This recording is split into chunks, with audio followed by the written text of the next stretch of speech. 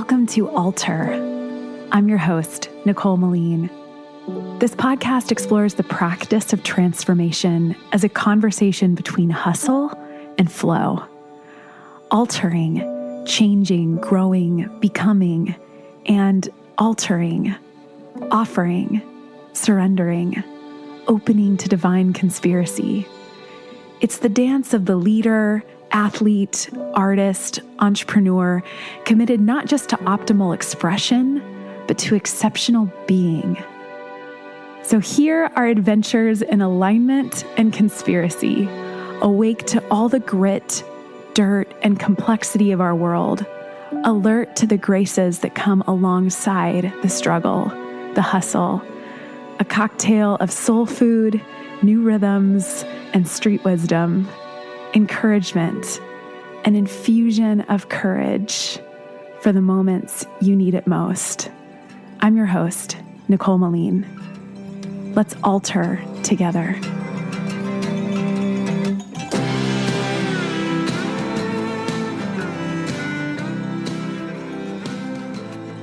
Hi, friends. So good to be with you again.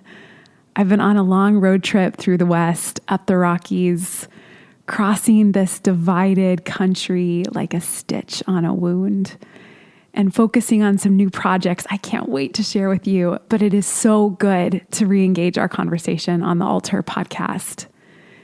This episode is about engagement, getting down and dirty into the mud, the muck of creating culture, not consuming, but creating, not bystanding or criticizing or complaining, which is so easy. The harder work of co-creating, surrendering the pristine perfection of our certainties about how things should be and how others might be getting it wrong, and getting into the fray, raising our voice, engaging our body. For context, I'm sharing this episode days before the 2020 election in the United States, amidst rumblings of another impending COVID lockdown. The air is, you might say, charged. Most of you became friends because we're active together, sweating, training, working out, and working in. But increasingly, I want to translate activity, workouts, work-ins, to activism, to engagement with the times. Theodore Roosevelt said some words in a speech in Paris in 1910 that have set me free over and over again from fear of the critics. You know, the committee. Do you have an invisible committee of critics too? Mine is made mostly of people I haven't seen in years, sometimes decades. Old boyfriends, bosses, that popular girl who made that jab at a sleepover, insecure coworkers, and every authority figure who ever cautioned against taking up space, breaking some old rules, weighing in on the world. But somehow there they are at critical moments when I'm risking vulnerability by offering some new creation into the world, raising my voice in some way, taking a stand, or offering art or vulnerably risky spiritual leadership into the world, which can feel like my heart existing dangerously outside my body. This is what I practice saying back. You ready? It is not the critic who counts, not the man who points out how the strong man stumbles or where the doer of deeds could have done them better. The credit belongs to the man who is actually in the arena, whose face is marred by dust and sweat and blood, who strives valiantly, who errs, who comes up short again and again, because there is no effort without error and shortcoming, but who does actually strive to do the deeds, who knows great enthusiasms, the great devotions, who spends himself in a worthy cause, who at the best knows in the end the triumph of high achievement, and who at the worst, if he fails, at least fails while daring greatly, that his place shall never be with those cold and timid souls who neither know victory nor defeat. The woman who knows great enthusiasms, the great devotions, who spends herself in a worthy cause, and if she fails, fails while daring greatly.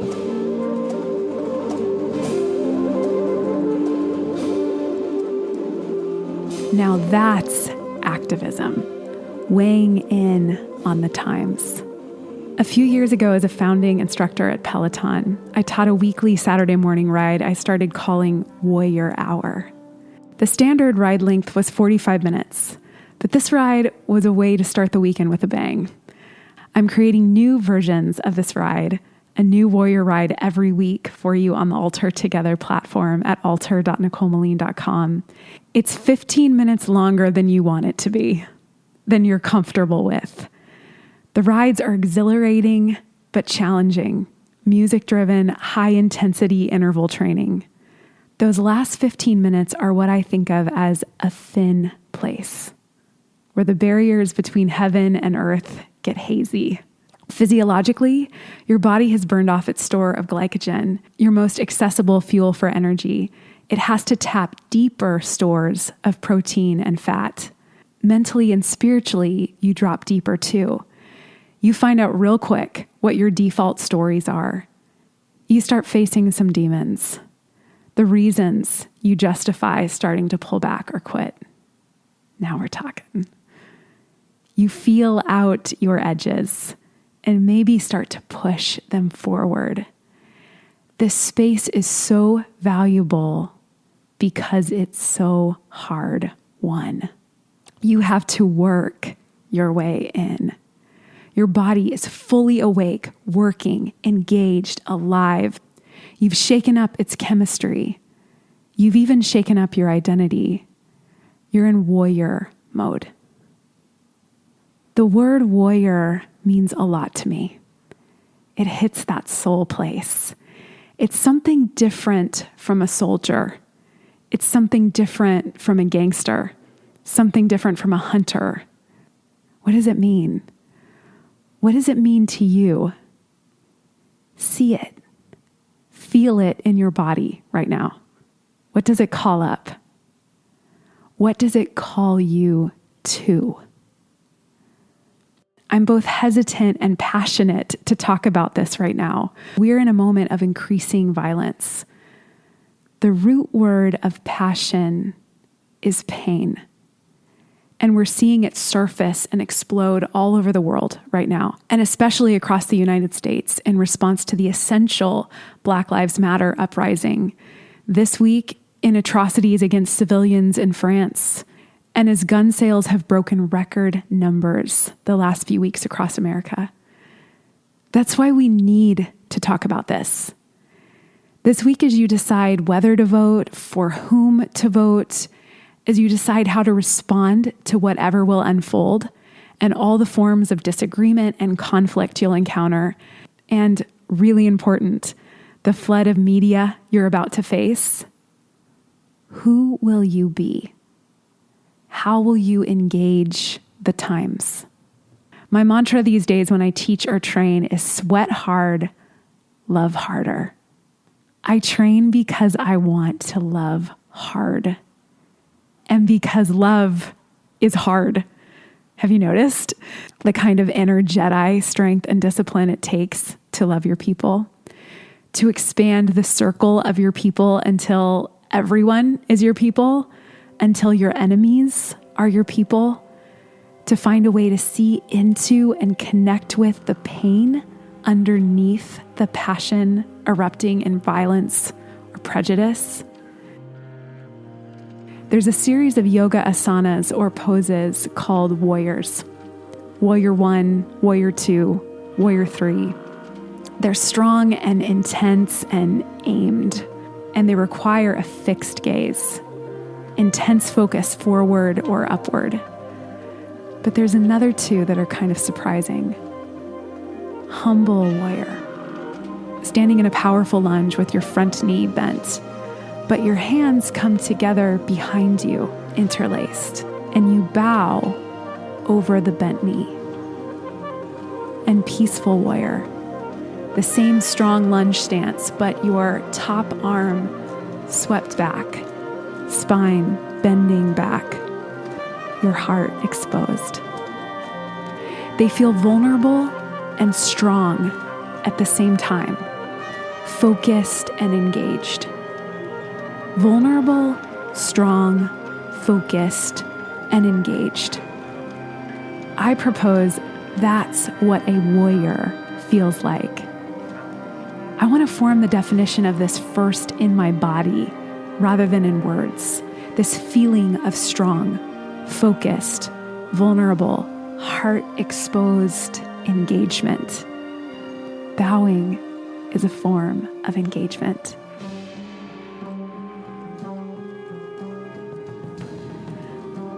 So try on this definition. Feel your way into it through these postures. A humble, peaceful warrior is vulnerable, strong, focused, and engaged. A warrior is an actor, having a bias toward action, a creator rather than a consumer. She's in the arena. She's one who cultivates strength, curious about limits, explores the edges of them, alert, intuitive, engages conflict, and willing to suffer. As I like to say it, suffer well. Most important, either heart open or heart bowed. This is what will save us, y'all. Heart open or heart bowed.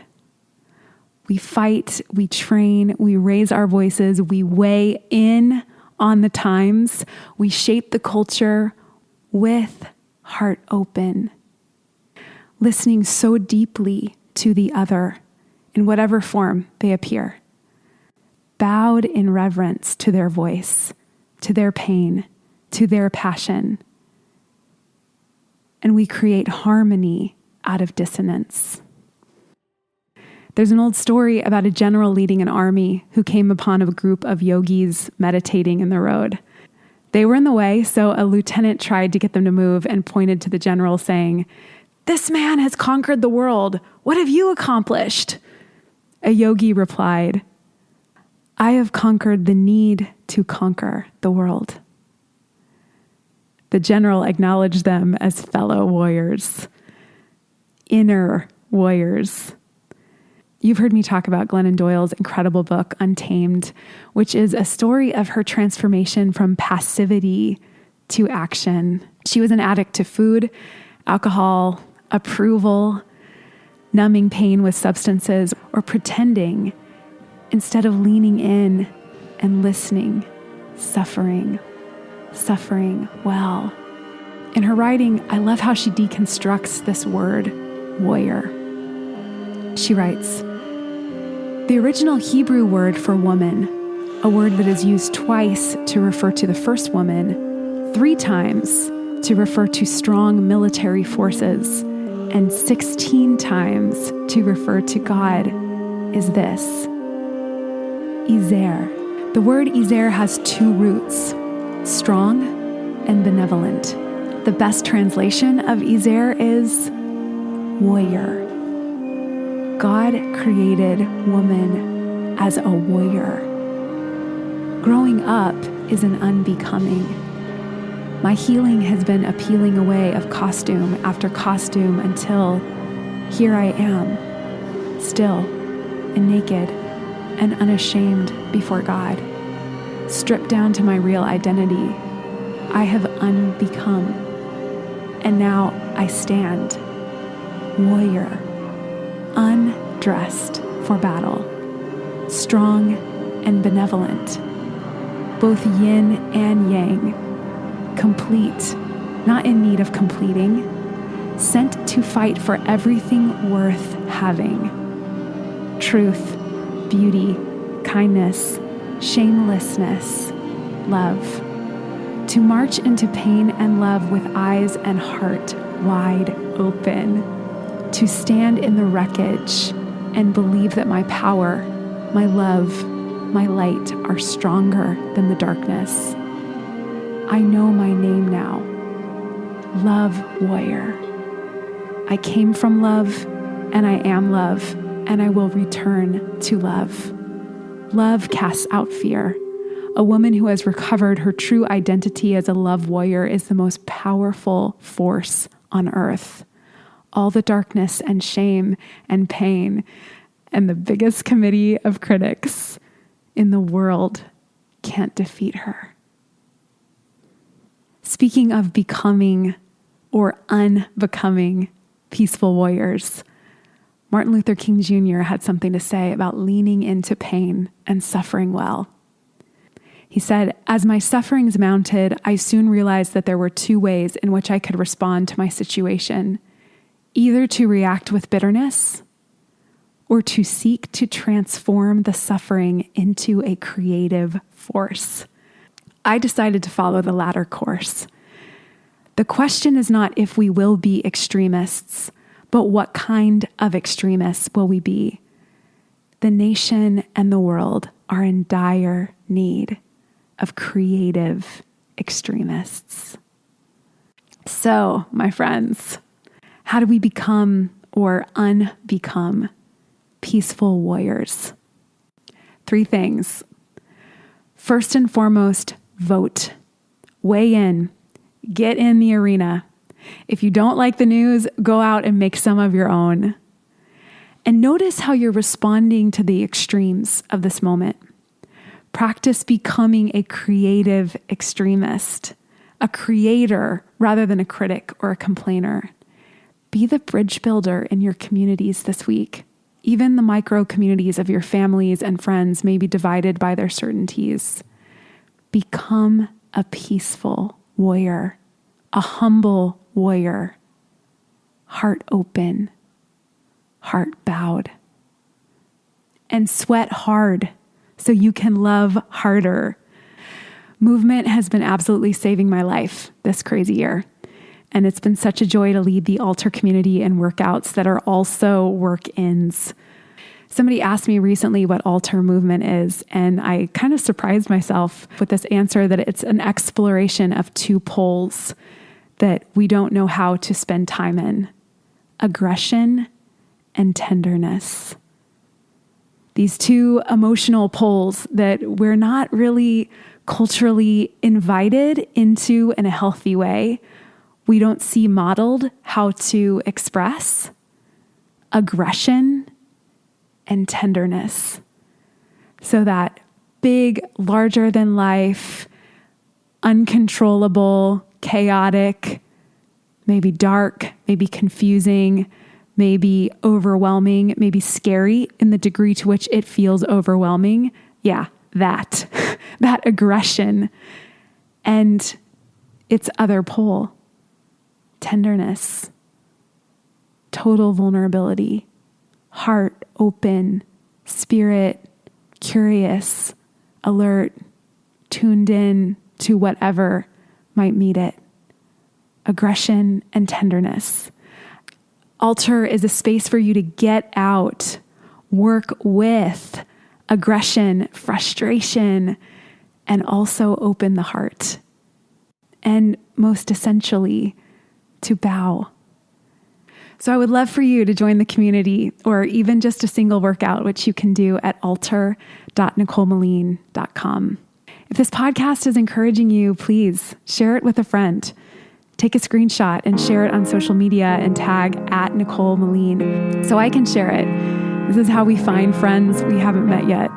And please take about 20 seconds of action by rating and reviewing it on Apple Podcasts or iTunes.